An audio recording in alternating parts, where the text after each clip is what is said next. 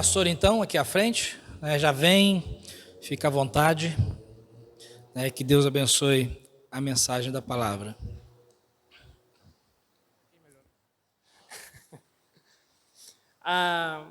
Primeiro que nada, agradecer ao Senhor pela oportunidade de estar aqui, né? É um privilégio para mim, para minha esposa e para meu filho, poder visitar sua igreja, a Igreja de Cristo aqui em Uberaba, né? Elian, né? O sobrenome dele não é brasileiro, já perceberam?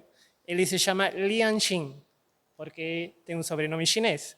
Meu nome é Christian Xin. E minha esposa se chama Denise, mas também vai ser Xin. É Xin, né, na verdade. Eu queria apresentar primeiro a família. E, bom, nós somos missionários no estado de Goiás, né? E iniciamos a implantação da Igreja Batista Fundamental o ano passado. Apenas uma congregação ainda. E Deus tem nos dado a oportunidade de poder ver a mão dele na vida de várias pessoas, né? E, bom, daqui a pouco eu vou passar um vídeo apresentando um pouco mais o ministério que nós desenvolvemos lá. E, bom, agora minha esposa, ela vai cantar, vai louvar o Senhor, né? E gostaria que talvez vocês possam meditar, né, na letra desse hino. Amém? Irmãos, é uma alegria poder estar aqui com vocês, poder conhecer a família de Deus que está espalhada, né, pelo Brasil, pelo mundo. E isso deve ser um motivo de alegria para nós, né? Saber que a gente não está só, não. Que tem outros irmãos em outros estados também perseverantes, lutando a batalha cristã, né? Estamos aí, né, servindo ao Senhor e espero que seja um desafio também para os irmãos, né? E também uma alegria, né, de poder parar para pensar, porque às vezes quando a gente fica só num lugar assim, a gente fica, né, não tem essa noção, né? E a gente como missionários, que a gente vai para outras cidades, outros lugares, né? Então a gente vê, nossa, como a Igreja de Cristo é imensa, né? Então que os irmãos permaneçam firmes no Senhor, com alegria no coração. A palavra de Deus fala, né, em 1 Tessalonicenses 5,16, né, regozijai-vos sempre, né? Regozijai-vos sempre, está com a alegria do Senhor sempre no coração, né? Sabendo que tem outros irmãos, e enfim, e a gente não está sozinho, tá bem? E principalmente porque o Senhor está conosco, né? Ele vai à frente. E, bom, irmãos, sem mais delongas, né? Porque eu não vim para pregar nem falar, né? Eu vim para cantar e eu quero, só gostaria, né, de expressar isso para os irmãos e que, bom, este cântico possa ser uma bênção para a vida de vocês, tá bem? Para a vida dos irmãos, como tem sido para a minha vida também. A música se chama Os Passos do Justo.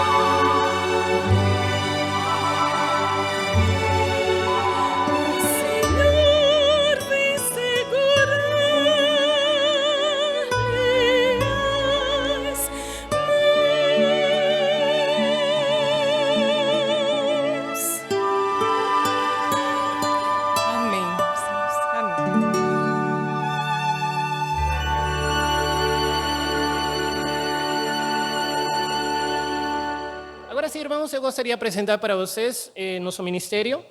Tem um pequeno vídeo aí, que enquanto está passando, eu vou estar, digamos assim, dando uma pequena resenha, para que possam entender um pouco daquilo que nós estamos fazendo, né? Meu nome é Christian e meu sobrenome é Shin.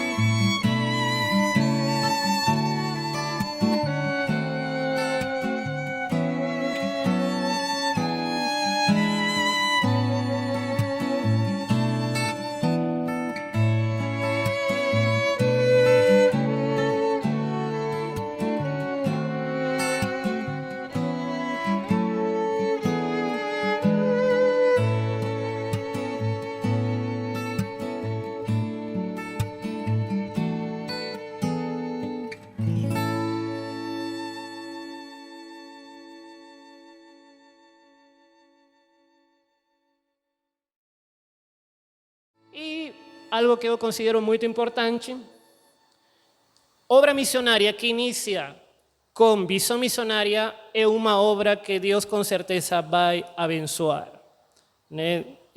Alguém me pergunta, pastor, o que vocês fizeram para crescer? E eu sempre acostumo responder, bom, irmãos, nós fizemos nossa parte, evangelizar, discipular, guiar as pessoas e Deus faz o restante. E somos gratos ao Senhor por esse privilégio de ser seus servos lá. Atualmente nós estamos na fase de divulgação ministerial, procurando levantar nosso sustento, que não está completo. Aliás, está nestes momentos só no 50%. E querendo ou não, esta pandemia nos surpreendeu, creio, a todos, né? Porque os valores, os preços dos alimentos foram acrescentados até um 70%. Ou outros passaram os 100%, tipo arroz, tipo óleo, esse tipo de coisas, né?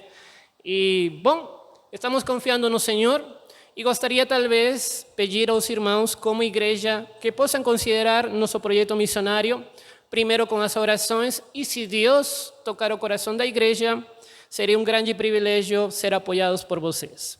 Amém? Agora, irmãos, pastor Leandro me pediu que eu possa trazer a palavra. Creio que sobre todas as coisas nós precisamos entender a palavra do Senhor. O homem fica fora. É o Senhor quem tem que primar no momento da mensagem. Amém? é a palavra que deve de primar. Então, quero fazer uma pergunta nesta noite, e a pergunta é: quem é meu próximo? Irmãos, alguém poderia responder essa pergunta? Quem é meu próximo? Miguel? Quem é meu próximo? Quem é seu próximo? Todas as pessoas. Mais alguém gostaria de responder essa pergunta? Alguém? Por aí? Talvez você? Sim?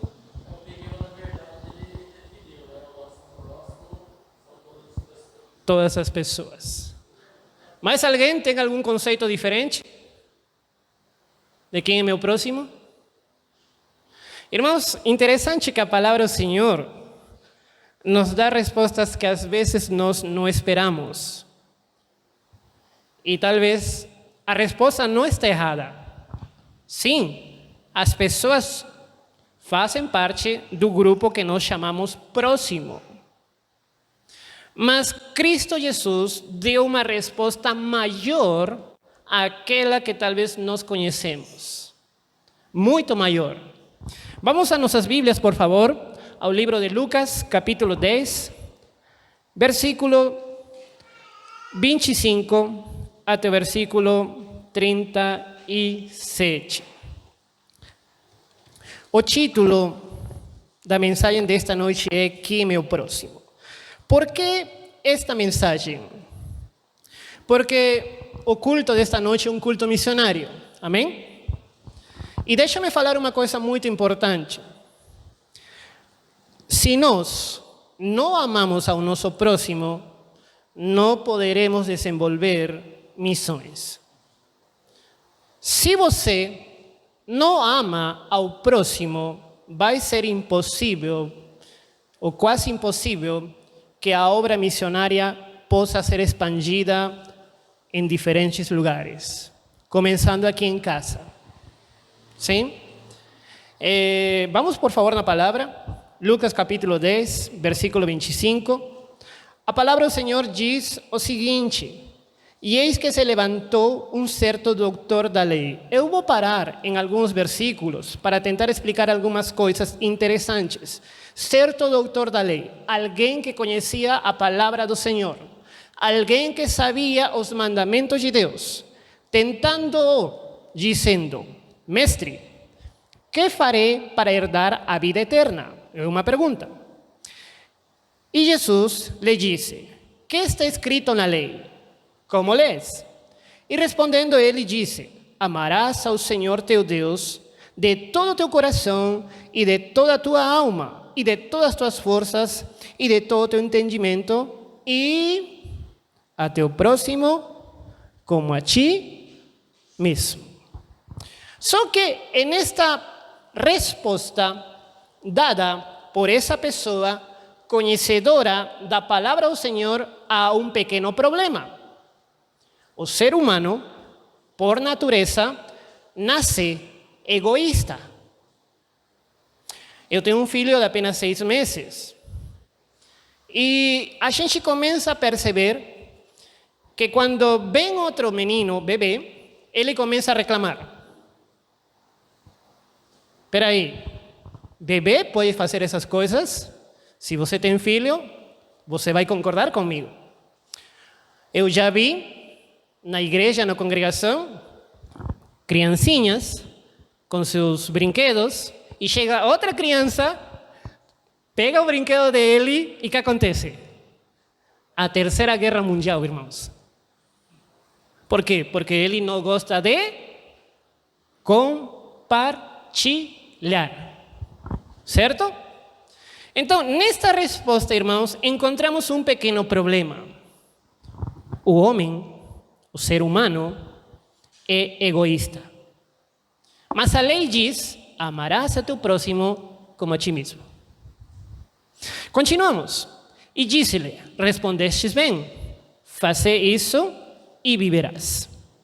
Ele, porém, querendo justificar-se, presta atenção nesta palavra, justificar-se, sempre não falta, né, a desculpa.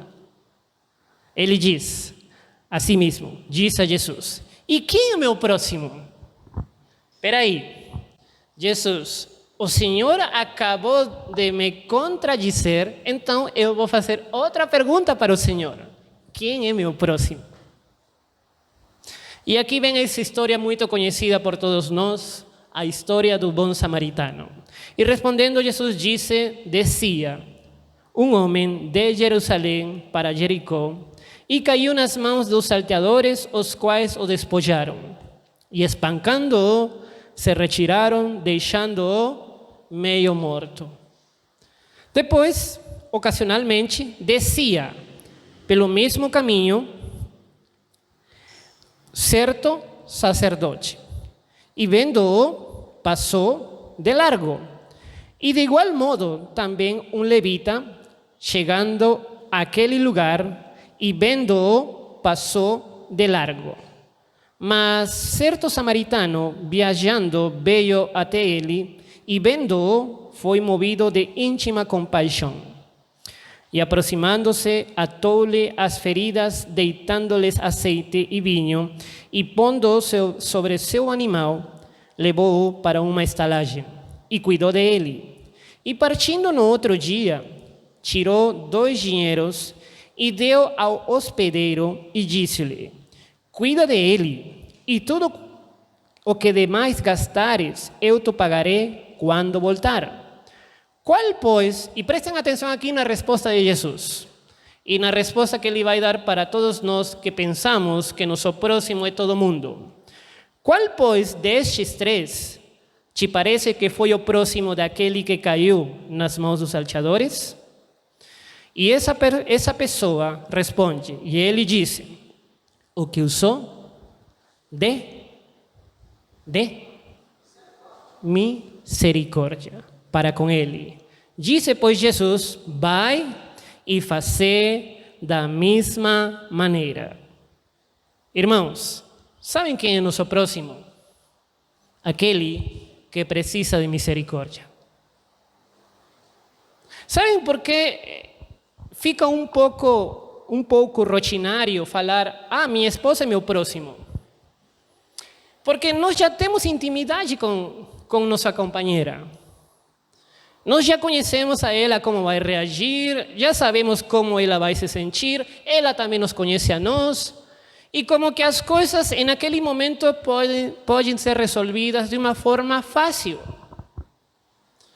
Mas o que acontece quando você se encontra com uma pessoa que você não conhece, que você não sabe como vai reagir e que está precisando de ajuda? Aí a história muda. Irmãos, sabem que é interessante?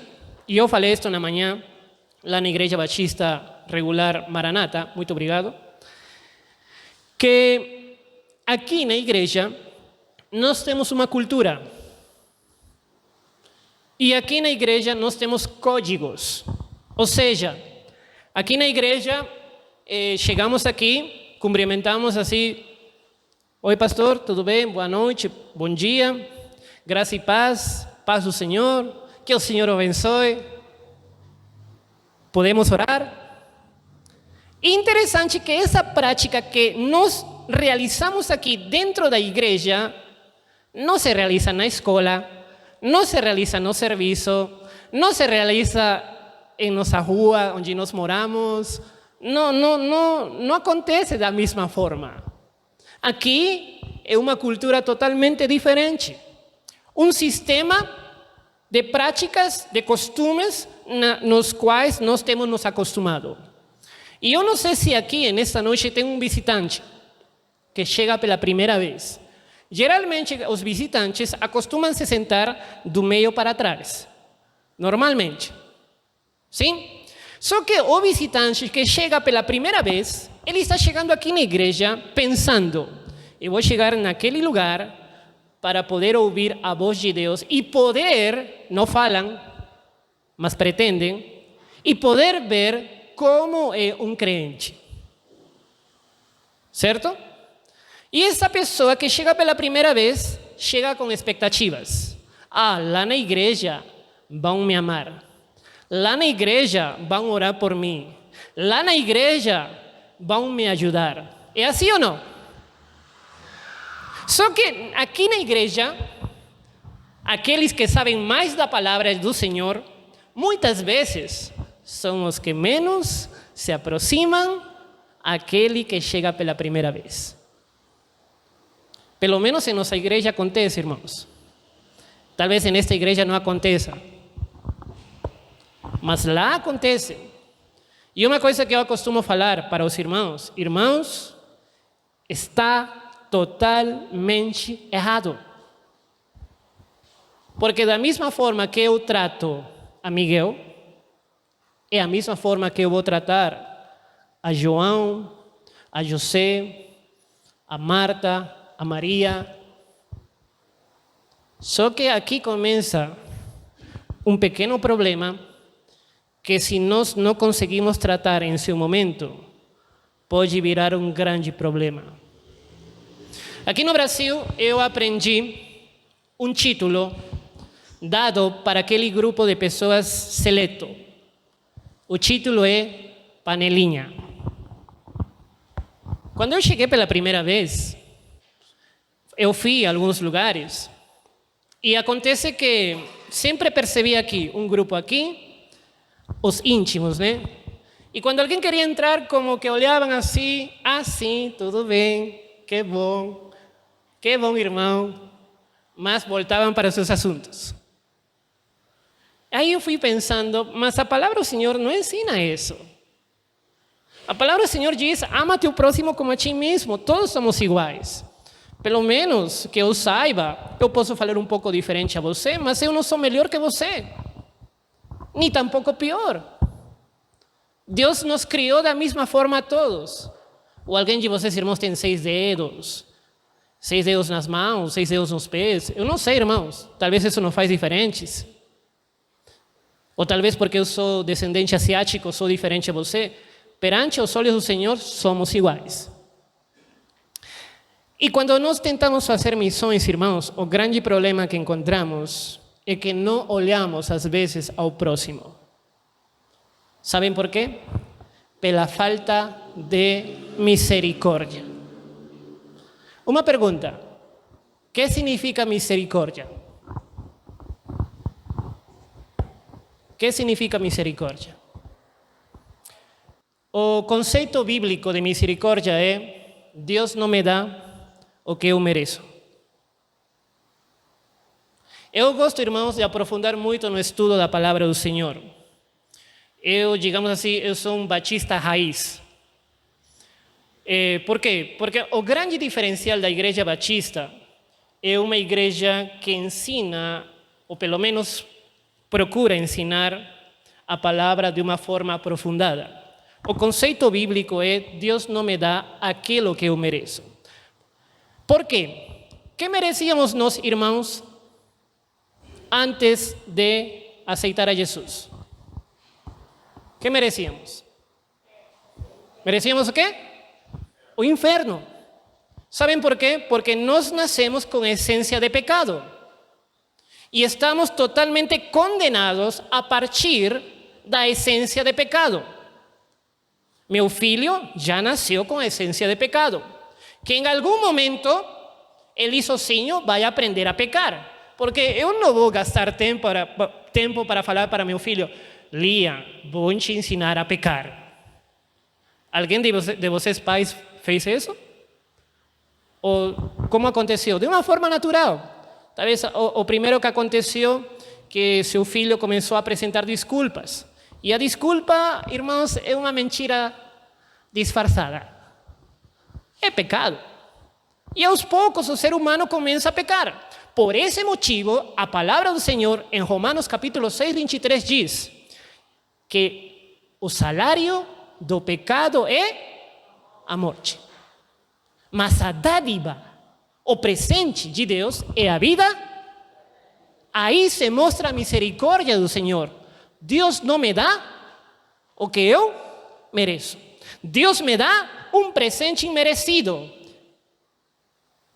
Agora vou fazer outra pergunta. Imagino que os irmãos devem saber essa resposta.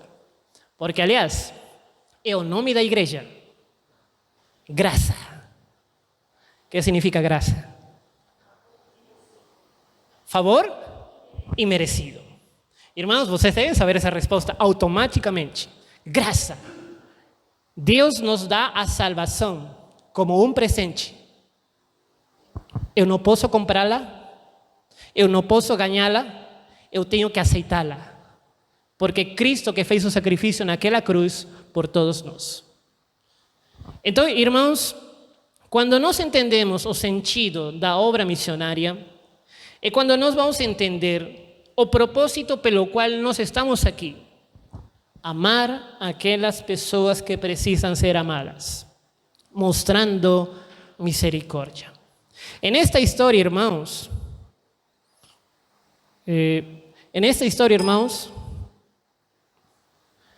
vamos a aprender o seguinte. Primeiro que nada, eu gostaria de explicar para vocês essa história, a história do bom samaritano, talvez de uma forma diferente. Mas quero que cada um de nós primeiro analise o seguinte, os personagens. Quantos foram os personagens? A verdade foram 4. Não vamos falar tanto daquele que foi assaltado e espancado, deixado meio morto. Mas vamos falar dos outros 3. Primeiro, o sacerdote. Quem era o sacerdote? O que representava esse grupo de pessoas? Né? Os sacerdotes. Segundo o estudo bíblico, irmãos, os sacerdotes eram judeus que constituíam o clero que servia no templo de Jerusalém. Dentro do clero existia uma hierarquia. Primeiro estava o sumo sacerdote, aquele que mandava em todos, né? Depois, os principais sacerdotes, o chefe da guarda era a mais importante dos principais sacerdotes. E sob eles, tinham sacerdotes que faziam de tesoureiros do templo, que também eram responsáveis dos sacerdotes ordinários. A função dos sacerdotes era servir especificamente nos sacrifícios do templo. Eles ocupavam essa função. Eram aquelas pessoas que, uma vez no ano, preparavam todo para o desenvolvimento da expiação. Porque o povo de Israel tinha que chegar a um sumo sacerdote que fazia o sacrifício aí no templo, no altar. Esse é o primeiro personagem. O seguinte personagem, irmãos, são os levitas. Quem eram os levitas? Todo sacerdote era levita. Aliás, os fariseus, por exemplo, faziam parte do sacerdócio. E os levitas eram também aqueles que estavam desenvolvendo um tipo de serviço dentro do templo. Todo sacerdote era levita, mas não todos os levitas eram sacerdotes. Os levitas desenvolviam uma função específica no templo. Eram considerados o baixo clero. Era como se fosse um status inferior. Acima estavam os sacerdotes, né? E embaixo estavam os levitas. Uma categoria inferior à comparação dos sacerdotes. Haviam 4 tipos de levitas que tinham um posto permanente. O músico principal, o diretor do coral, o porteiro principal e o responsável dos levitas que serviam no templo. Eram as pessoas que estavam responsáveis do cuidado na portaria, no cuidado da música. Eles, digamos assim, serviam nessa área específica. Se fôssemos trasladar essa função a nosso tempo, seriam aquelas pessoas, pelo menos eu vi aqui, 2 irmãos que estavam acompanhando na música. Digamos que a função dos irmãos seria a função de um levita, né? E o terceiro personagem, irmãos, é o samaritano. Aqui no samaritano, irmãos, vamos ver algo muito interessante. Primeiro que nada, vamos observar que os samaritanos eram um povo que morava em Samaria, ao norte da Galileia e ao sul de Judeia. Aceitavam os 5 livros de Moisés, o Pentateuco, mas consideravam que Deus tinha escolhido o Monte Gerizim como lugar de adoração, em vez de Jerusalém. Para poder entender este problema aqui, irmãos, vamos no passado. Divisão de Israel. Lembram de Roboam? Sabem quem foi Roboam? Roboam foi filho de Salomão. Salomão morre e Roboam vai pedir conselho a dois grupos. Um grupo de anciãos e um grupo de jovens. Os anciãos falam: olha, teu pai governava de uma forma dura. Baixa um pouco, né? A maneira aí e ajuda o povo.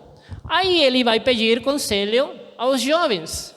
E os jovens falaram assim: se teu pai tratou o povo desta forma, você deve ser pior. Estou resumindo, estou parafraseando a história, irmãos. E aí, nosso querido Roboam, o que fez? Escolheu o conselho dos jovens. Consequência, final, moral da história, ele perdeu o reino. Duas tribos acompanharam a ele, que foram Judá e Benjamim. E as outras 10 tribos se separaram e formaram o que seria o reino de Israel. Esse reino daí, de Israel, começaram a se misturar com outros povos pagãos. E os samaritanos vêm ser os descendentes de Israel, mas com uma mistura. Já não era aquele povo original, como se manteve Judá e Benjamim, que no final das contas foi o reino de Judá. É por isso que na Bíblia vocês vão encontrar em 1 de Crônicas, 1 de Reis, 2 de Samuel, a história daquilo que aconteceu. E então, os samaritanos eram esse tipo de pessoas. Só que no contexto que acontece esta história, Jesus coloca como herói desta história a um samaritano, em vez de colocar a um judeu. E esse homem ficou contrariado, as pessoas ficaram contrariadas, porque como vai ser possível que um samaritano seja melhor que um judeu? E naquela época, literalmente, Jesus estava falando de algo totalmente anormal. Quando um judeu queria constranger a outro, o chamava de samaritano. A parábola do bom samaritano se dá num ambiente de rivalidade cultural, radical, racial e religiosa. Era como desconsiderar. Algo assim, irmãos, como acontece às vezes na brincadeira entre brasileiro e argentino, no futebol, né? Apesar que o futebol da Argentina agora não está tão bem, né? Mas algo assim. Então, estamos em um problema. Sabemos as características das pessoas que temos tratado agora, e através dessas características vamos ver quem é o nosso próximo. Primeiro, como crentes devemos entender que nosso próximo não é uma pessoa religiosa. Irmãos, aqui na igreja existem pessoas que sabem Bíblia, que conhecem a palavra do Senhor, mas com muita tristeza devo falar que não amam a seu próximo. Porque nos importamos mais em nós. Quando alguém chega, você conhecedor da palavra, não é daquelas primeiras pessoas que se aproxima para cumprimentar. E eu não sei se é o caso nesta igreja, mas existem lugares que acontece esse problema. O sacerdote era uma pessoa religiosa. Versículo 31 diz, em Lucas capítulo 10, versículo 31, perdi aqui. E ocasionalmente descia pelo mesmo caminho certo sacerdote. E que diz aí, irmãos? Vendo-o, passou de largo. Irmãos, estamos vivendo numa época que a indiferença é algo normal. Vemos alguém que está precisando de ajuda e simplesmente passamos de largo. Claro está que muitas vezes não paramos porque temos receio, porque tal vez estamos vendo nossa segurança e todo esse tipo de coisas. Mas o fato que você não pare lá fora não significa que você deve parar aqui na igreja. Porque muitas pessoas vão chegar aqui, a este lugar, esperando ser amadas, esperando ser acolhidas, esperando ser abraçadas. E quando você e eu, que somos crentes, apoiamos talvez um ministério ou um projeto nas tribos indígenas, literalmente estamos abraçando aquele que precisa ser amado. Mas, pastor, como acontece isso? Graças ao apoio que você desenvolve para um missionário que vai a uma tribo indígena, talvez um João de lá consiga ouvir o Evangelho de Cristo Jesus. Irmãos, para fazer a obra do Senhor, não se precisa de religião. Para participar do amor ao próximo, não se precisa ser uma pessoa religiosa. Se precisa criar um relacionamento com aquela pessoa que está precisando de mim. E quando Jesus dá a resposta para este homem, quem é seu próximo? Aquele que precisa de misericórdia. Então aqui nós vamos ver uns detalhes interessantes. O sacerdote, irmãos, é uma pessoa religiosa que evita contaminar-se. Porque dentro dos padrões de vida moral e éticos do sacerdote, ele não podia tocar em alguém ferido com ferimentos, ou que estava prestes a morrer. Aliás, não podia tocar em nada morto. E ele, pensando mais na sua religião, pensando mais nos princípios bíblicos, entre aspas, não quis se contaminar.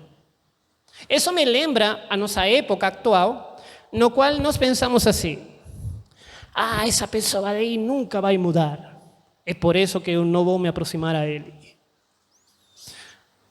Irmãos, eu não estou dizendo que precisamos aceitar o pecado de uma pessoa. Mas uma coisa que sim precisamos fazer é nos aproximar para que o pecador possa ver a Cristo em mim. Porque alguém de nós nasceu perfeito? Ou você foi santo de vez? É um processo. Vamos mudando aos poucos. Vamos nos transformando pela graça do Senhor. Deus vai trabalhando em nossas vidas. Mas às vezes esquecemos isso. O religioso também só faz o necessário. A minha parte é chegar aqui nos cultos. Quando tem culto? Quarta-feira? Chegar aqui na quarta-feira, domingo pela manhã, domingo pela noite. Segunda-feira, estou liberado. Irmãos, é tão interessante ver que alguns de vocês apenas vêm talvez um culto ou 2 cultos entre semana. E os mais santos, os 3 cultos. Sabem por quê? Porque apenas fazemos.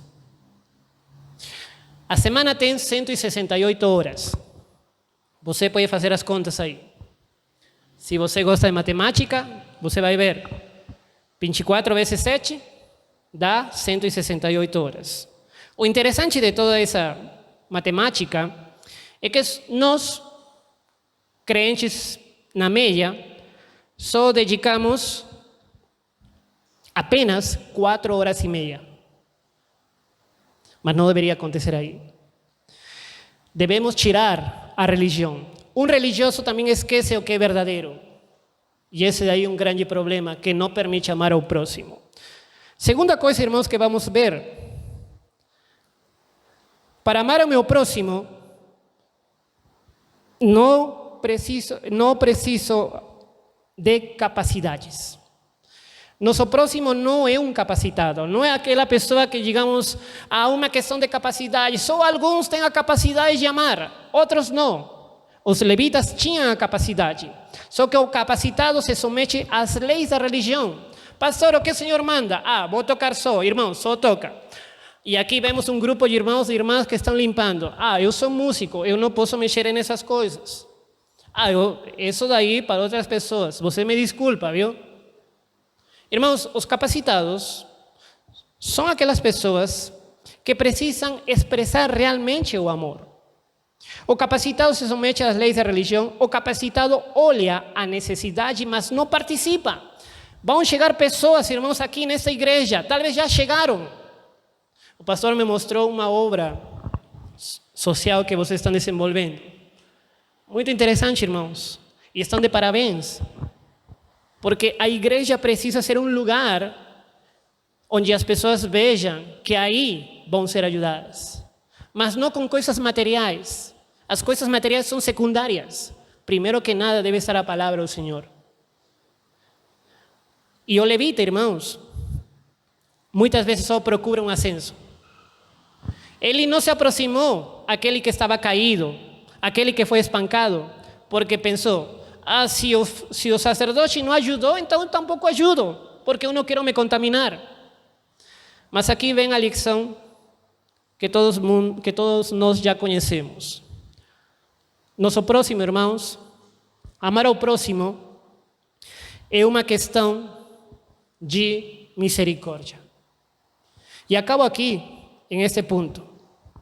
Versículo 33 diz, mas certo samaritano, viajando, veio até ele e vendo-o, foi movido, que diz? Íntima compaixão.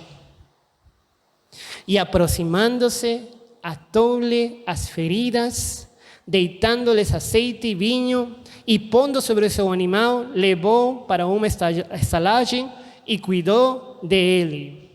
E partindo no outro dia, tirou 2 dinheiros e deu ao hospedeiro. E disse-lhe, cuida dele, e tudo o que demais gastares, eu te pagarei quando voltar. Sabem que interessante isso daqui?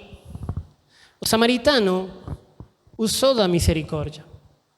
O samaritano não olhou condição social. O samaritano não olhou a diferença, digamos assim, de nação. Ah, ele é judeu, eu sou samaritano, eu não vou ajudar por isso. Ele não olhou a religião. Ele não era uma pessoa capacitada, apenas estava com sua mula aí, indo talvez para Jerusalém para vender seus produtos, provavelmente era um comerciante. Chega na estalagem e fala para o senhor da estalagem, olha, você me conhece, eu encontrei esse rapaz aqui que foi espancado, precisa de ajuda, vamos ajudar, mas eu vou te pagar. Sabem que é interessante, irmãos? O misericordioso é aquele que tem um coração compassivo. Aquele que ama seu próximo, irmãos, é alguém compassivo. Aquele que ama a seu próximo se dá a si mesmo pelos outros. E aquele que ama a seu próximo faz além daquilo que poderia fazer ou dar. A Bíblia diz no versículo 35, partindo no outro dia, tirou 2 dinheiros. Um dinheiro representava o salário de um dia. 2 dinheiros é o salário de 2 dias. Mas ele diz, eu vou gastar isso por um desconhecido. E se faltar alguma coisa, fica tranquilo que eu pago. Irmãos, às vezes nosso conceito de próximo não está totalmente certo. É por isso que nosso Senhor Jesus fala, versículo 36, qual, pois, destes 3 te parece que foi o próximo daquele que caiu nas mãos dos salteadores? E essa pessoa religiosa responde, ele disse, o que usou de misericórdia para com ele. Disse, pois, Jesus, vai e fazer da mesma maneira. E nessa noite a palavra do Senhor nos diz, você pensa que o seu próximo é todo mundo? Você está certo. Mas dentro de ese concepto, Dios y su palabra nos motiva a poder acrescentar ese concepto y pensar de la siguiente forma: todo aquel que precisa de misericordia. Todo aquel que está esperando por alguien que possa ayudar a esa pessoa. Quando você participa de missões, irmão, você está participando de uma obra que procura ajudar a todos aqueles que precisam de misericórdia. Porque o missionário chega num determinado lugar para poder falar da palavra do Senhor. E com o tempo poder falar ou relatar que a graça do Senhor tem transformado vidas pela consideração que vocês, como igreja batista regular da graça, fizeram apoiando talvez a um indígena.